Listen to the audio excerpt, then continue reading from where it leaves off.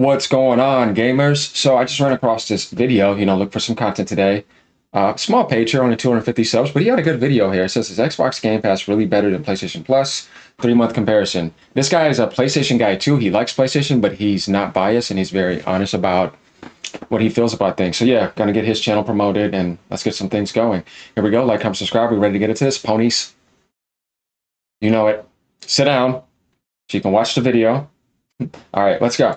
Metaphor Fantasio, Doom the Dark Ages, Claire Obscure Expedition 33, all the Dead Space games, GoldenEye 007 from the N64, The Elder Scrolls Oblivion Remastered, Tony Hawk's Pro Skater 3 and 4, Gears of War New Remaster, Ninja Gaiden 4, The Outer Worlds 2, and even Barbie Project Friendship. These are just a few of the games that are on Xbox's Game Pass or coming to Game Pass on day one. Today I want to talk about Xbox Game Pass and PS Plus and compare them both. At the end of the video, I want to definitively say if one is better than the other. I will judge this on a few metrics such. Now, we know what we think about it from our own personal experience, but it's always interesting seeing what other people think.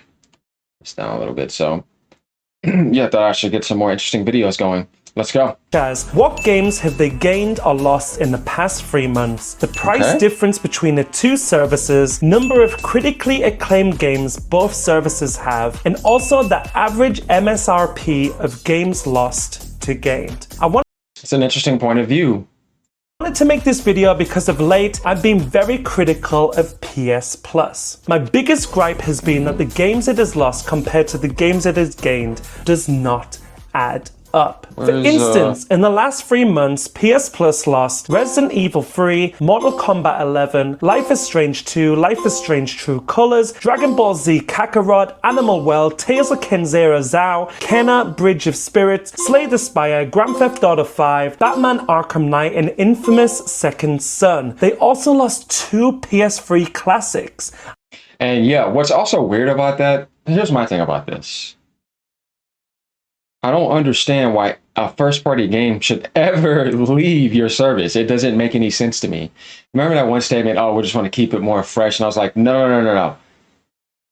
Your first-party games should never, and I mean it, never leave service. It doesn't make any sense. That's just manipulation. So yeah, he has a good point with that. And I like how he's showing the games that are leaving and giving a good example. It's a different highlight of looking at it. I don't know how they do this. Maybe there's a remaster coming, but they lost Resistance Fall of Man and Resistance 2. In that same time period, they also gained UFC 5, Prince of Persia: The Last Crown, Captain Tsubasa Rise of the New Champions, Hogwarts Legacy, Blueprints, and that was a day one release, Battlefield 1, Battlefield 5, Sandland, Soul Hackers 2, and Five Nights at Freddy's Help Wanted Full-Time Edition. It's just pretty disappointing on both sides, but let's see what Xbox had in the past 3 months too. Xbox in the last 3 months lost SpongeBob SquarePants Battle for Bikini Bottom, Yakuza 5 and Yakuza 6, Evil West, Liza P, Sniper Elite 5, Brothers of Taylor 2 Sons, and Remnant 2. The rest of the games were smaller indie games which you No, those contracts are up. That's what happened. Can pick up for a low price, so I didn't include them in this. Meanwhile, the games that Xbox gained in the last 3 months was Atomfall on day 1, Octopath Traveler 2, South of Midnight, Borderlands 3 Ultimate Edition, Blueprints on day 1, same as PS Plus, The Elder Scrolls Oblivion Remastered, Claire Obscure Expedition 33, Doom the Dark Ages, Metaphor Fantasio, 2 a T, which is a pretty cool looking game, Stalker 2, Baldur's Gate 1 and 2 Enhanced Editions, Warhammer 40k Space Marine Master Crafted Edition, the big one, Rematch, EA Sports FC 25, and of course, the real big fish, Barbie. And they got game over. No, I'm just kidding. No, yeah, I mean, just so much better. That's what I said. They had a really good spree going. I wanted them to continue that with no mistakes. Project Friendship. Okay, I'm obviously joking on that one, but that is a hell of a lot of games that they've added. And Mood Changes came out, but I have to say the PC port is not good. Now, if you're on Xbox, yeah, that's a good deal. Like big AAA games. So this is the end of the first metric, and I've got to say Xbox have much more to give in their offerings than PS Plus does. So I've got to give Xbox the win here, so it's 1-0. Agreed. Now, let's compare the average cost of the games lost to the games gained on both services. So Okay. Xbox lost 36 games in the past 3 months. I put their MSRPs at $1,800 of games lost. That is a lot, to be fair. On the other hand, in the last few months, they gained about 1,600 in games. That means they lost about $200 in value, but they did add 4 or 5 day one releases in the past 3 months. Let's move That's you know what? That's a cool metric to add in. This is why I like looking at other people's point of view because they may have different metrics and different things to add in. He's being pretty fair to me. You know what I mean? He's not being a pony or anything, and he likes PlayStation more. He'll let you know that.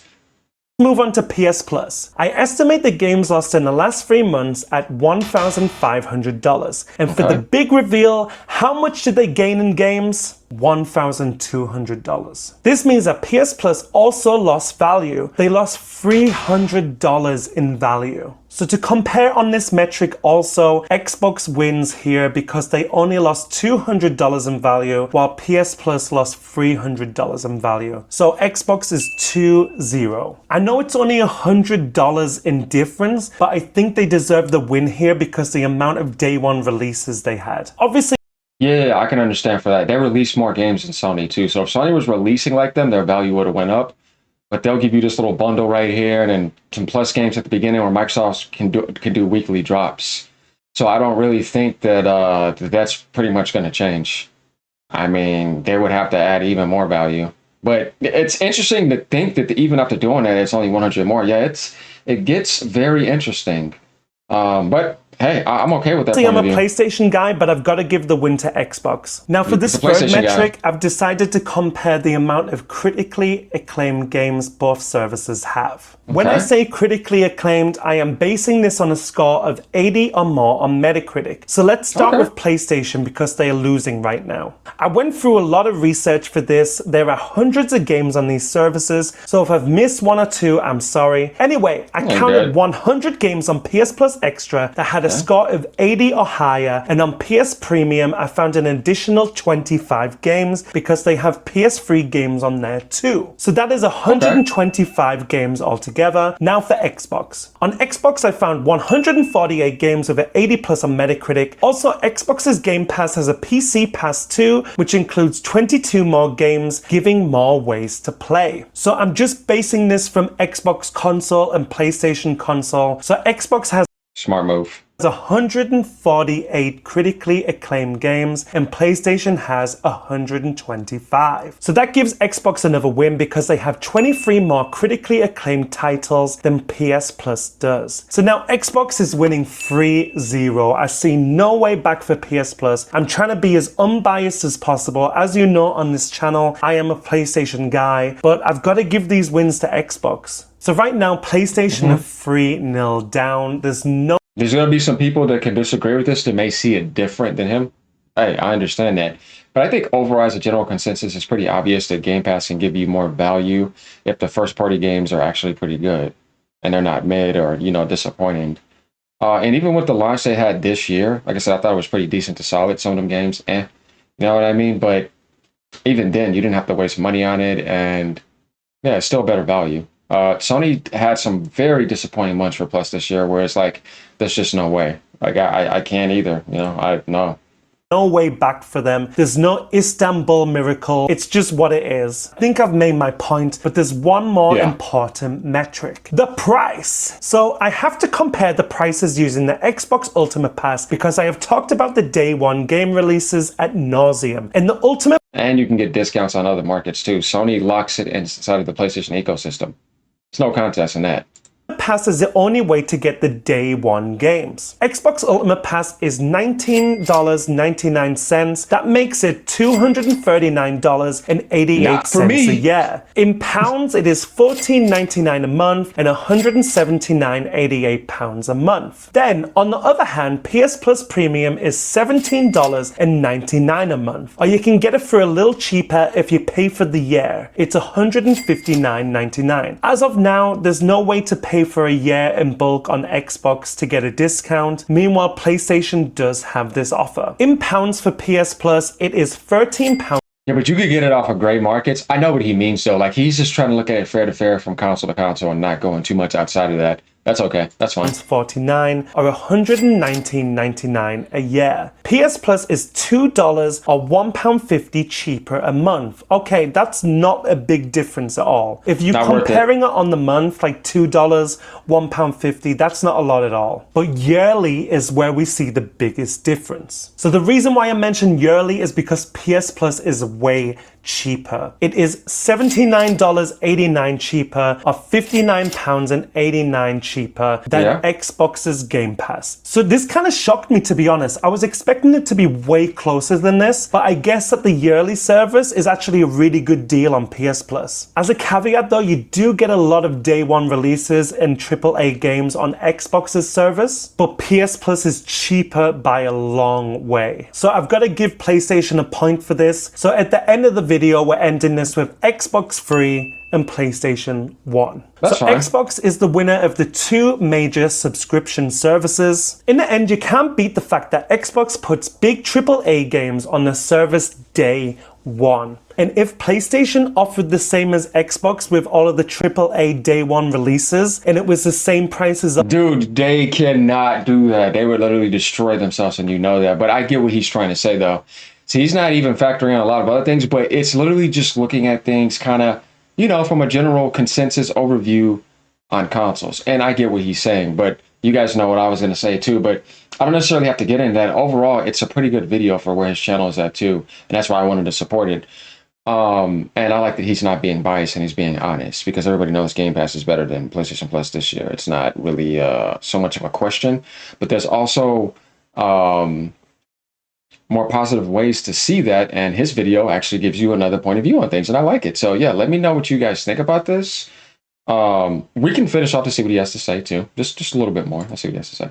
The ultimate Xbox Game Pass, I would pay it. Like if we got like Spider-Man 2 day one, God of War Ragnarok, the new Wolverine game that's coming day one, awesome, I would pay that straight away. So I'm sorry to give the win to Xbox. I know a lot of you come to this... Nah, dude, you don't have to apologize for anything. You're just being honest about how you feel. That's not bad. If they can't handle it, then they're fanboys. They can't handle you just being honest about results. You didn't go in and dump on nobody. You didn't go in and attack and say screw PlayStation players or, you know what I mean, or Xbox. You didn't do any of that. You're literally just being honest about, you know, how you feel about things and giving pretty fair, unbiased opinions and also just judgments. You know what I mean? So you did nothing wrong. You have nothing to worry about. Anybody attacks you, then yeah, they're the problem. All right, y'all. Peace out. Have a great day. Later. Ponies, sit down.